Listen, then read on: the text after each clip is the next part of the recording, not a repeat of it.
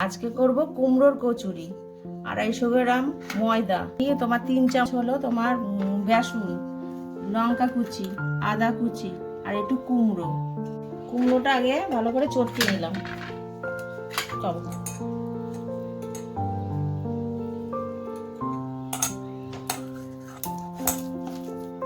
কুমড়োটা চটকানো হয়ে গেছে, ময়দাটা ঢেলে দিলাম, বেসনটা দিয়ে দিলাম, লঙ্কা কুচিটা দিয়ে দিলাম, আদা কুচি দিয়ে দিলাম, অল্প পরিমাণ মতন লবণ দিয়ে দিলাম, 3 চামচ সাদা তেল দিয়ে দিলাম।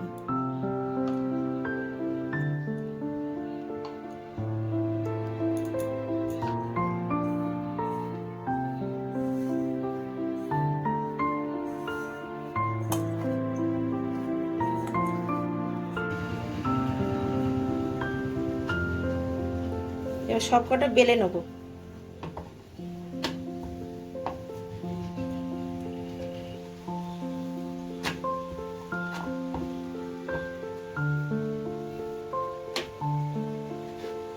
কড়াইটা গরম হয়ে গেছে, তেলটা ঢেলে দিলাম, এটা করে ভেজে নিলাম।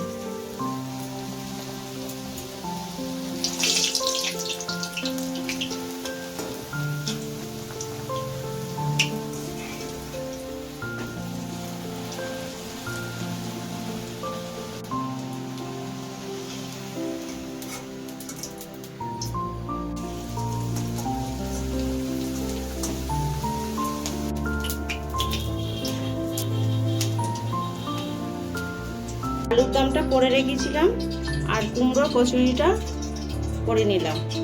ভালো লাগলে একটা লাইক করবেন।